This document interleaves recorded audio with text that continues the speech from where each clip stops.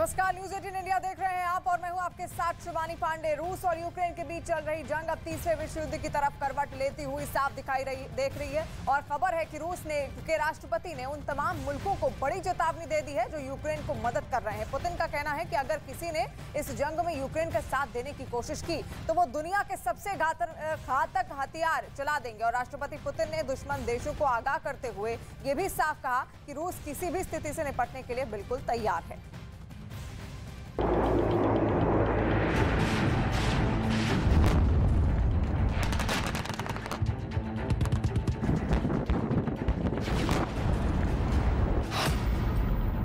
Putin ने खाई तबाही की सौगंध। यूक्रेन का साथ देने वालों को सीधी चेतावनी।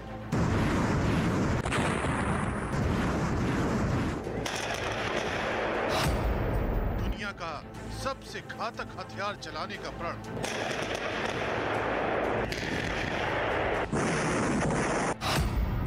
जो पुतिन से टकराएगा चूर चूर हो जाएगा।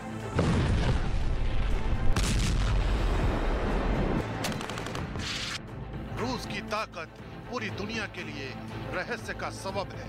रूस कब क्या करेगा ये भी अपने आप में रहस्य है। इसलिए अब जो रूस ने कहा है उसे हल्के में लेना पुतिन के किसी भी दुश्मन मुल्क के लिए भारी पड़ सकता है, क्योंकि राष्ट्रपति पुतिन ने इस बार सीधी चेतावनी देते हुए कहा है कि जो देश इस जंग में यूक्रेन का साथ देंगे उन्हें अंजाम भुगतने के लिए तैयार रहना चाहिए। जो देश यूक्रेन को हथियारों की सप्लाई करेंगे उनके सैन्य ठिकानों को रूस तबाह कर देगा। अगर देश इसी तरह यूक्रेन की मदद करते रहे तो दुनिया के सबसे घातक हथियार की मार से रूस के दुश्मन मुल्कों को जूझना पड़ सकता है। इतना ही नहीं, राष्ट्रपति पुतिन ने कहा है कि अगर यही चलता रहा तो रूस बिजली की रफ्तार से दुश्मन मुल्कों को जवाब देगा।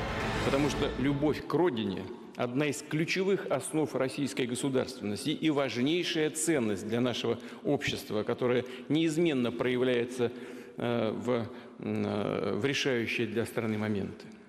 Такая сплоченность людей дорогого стоит. Гарантирует, что Россия достойно ответит на самые сложные вызовы и угрозы.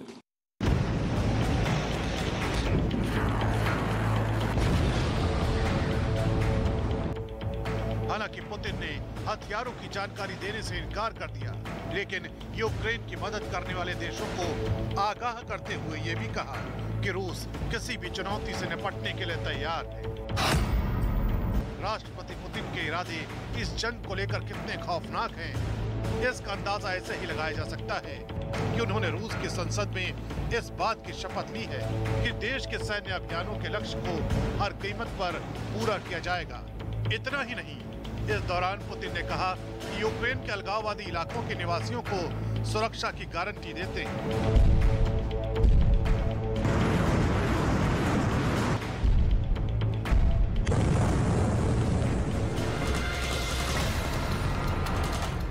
इसके अलावा उन्होंने क्रीमिया पर कब्जे को ऐतिहासिक करार दिया, जबकि पश्चिमी देशों के रूस पर प्रतिबंध को उन्होंने खुले तौर पर नाजायज बता दिया।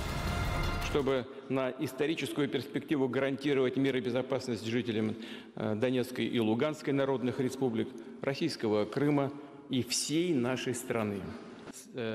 Они не достигли своей цели, но не смирились. Мы не просто, принимая меры, о которых я только что сказал, смягчили, но, как уже было сказано, отразили.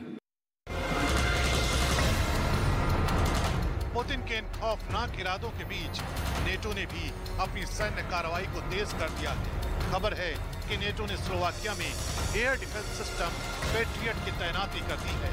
इस वॉर मशीनरी को दुनिया के बेहतरीन एयर डिफेंस सिस्टम में से एक माना जाता है। इस बेहद ताकतवर एयर डिफेंस सिस्टम को स्लोवाकिया के सिलियाज एयरबेस के नजदीक तैनात किया गया है। खबर है कि नेटो यूक्रेन के आसपास के इलाकों में न सिर्फ अपनी फौज बढ़ा रहा है बल्कि बड़े पैमाने पर हथियार भी जुटा रहा है। माना तो ये भी जा रहा है कि पैट्रियट एयर डिफेंस सिस्टम की इस इलाके में तैनाती रूस पर दबाव बनाने की रणनीति का हिस्सा है, क्योंकि ये एयर डिफेंस सिस्टम घातक मिसाइलों और लड़ाकू विमानों को पल भर में मार गिराने की काबिलियत रखता है।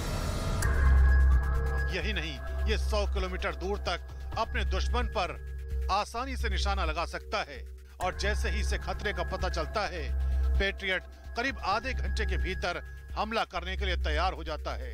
ये आधुनिक एयर डिफेंस सिस्टम अपने आसपास के 90 डिग्री के इलाके पर नजर रख सकता है। इसके साथ ही ये लंबी और मीडियम रेंज की मिसाइलों पर आसानी से वार करने में भी सक्षम है। उधर अमेरिका की the centre for strategic and international studies नाम की रिसर्च संस्था से जुड़े रक्षा मामलों के कुछ जानकारों का मानना है कि यूक्रेन युद्ध ने रूस को कई साल पीछे धकेल दिया है। संस्था से जुड़े जानकारों का ये भी मानना है कि आने वाले कई सालों तक रूस की फौज कोई जंग नहीं लड़ पाएगी, क्योंकि यूक्रेन से युद्ध में उसे इतना नुकसान हुआ है कि रूस को अपनी फौज के लिए हथियार और उसकी जरूरत का दूसरा सामान बनाने में कई साल लग जाएंगे। कहा तो यहाँ तक जा रहा है कि पुतिन के लिए डॉनबास की लड़ाई भी अब मुश्किल होने वाली है, क्योंकि रूसी फौज के पास जरूरी हथियार कम होते जा रहे हैं। इस पर जंग की शुरुआत से ही यूक्रेन का साथ दे रहे ब्रिटेन के रक्षा मंत्री ने एक दिन पहले ही बयान दिया था, जिसमें उन्होंने कहा था कि रूस और यूक्रेन की सेनाएं अब लगभग एक दूसरे के बराबर पहुंच चुकी हैं। हालांकि लंदन में मौजूद एक रिसर्च संस्थान से जुड़े रक्षा मामलों के जानकार हेनरी बॉयड का ये भी मानना है कि पुतिन की फौज सोवियत यूनियन के समय के टैंकों, गाड़ियों और हथियारों के दम पर आगे बढ़ सकती है, लेकिन उनका ये भी कहना है कि रूसी सैनिकों के लिए उन सब चीजों का इस्तेमाल कर पाना मुश्किल है, क्योंकि इसके लिए उन्हें पहले ट्रेनिंग देनी होगी। हालांकि रूस लगातार यही दावा कर रहा है कि यूक्रेन में चल रही जंग का उसके ऊपर कोई खास असर नहीं हुआ है।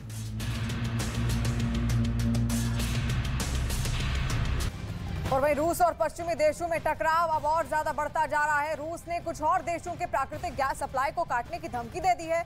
रूसी रूबल में भुगतान न करने वाले देशों की गैस आपूर्ति जल्द बाधित हो सकती है। बड़ी खबर आप देख रहे हैं। और अब तक पोलैंड और बुल्गारिया की गैस सप्लाई रुक चुकी है। बुल्गारिया को रूस से 75% गैस मिल रही थी और रूस के इस कदम के बाद अब यूरोप में गैस की कीमतों में उछाल भी देखने को मिला है। यूरोपीय नेताओं ने रूस के इस कदम को ब्लैकमेल करने वाला बताया है। तो लगातार जिस तरीके से पाबंदियों का दौर खुद रूस झेल रहा है, वही तरीका अब वो जवाबी कार्रवाई उन तमाम देशों के ऊपर भी कर रहा है जिसने उस पर पाबंदियां लगाई हैं। तो ऐसे में गैस सप्लाई रोकने की धमकी उसकी ओर से दी गई है और कई ऐसे देश हैं जिनकी गैस सप्लाई उसने रोक भी दी है, बाधित कर दी गई है। रूसी रूबल में भुगतान न करने वाले देशों की गैस आपूर्ति जल्द ही बाधित हो सकती है, ये कहा गया है रूस की ओर से। और अब तक पोलैंड और बुल्गारिया वो ऐसे देश हैं जहां पर गैस सप्लाई रोकी जा चुकी है। रूस की ओर से बुल्गारिया को अब तक 75% गैस मिल रही थी, लेकिन अब ये 75% गैस सप्लाई भी रूस की तरफ से रोक दी गई है।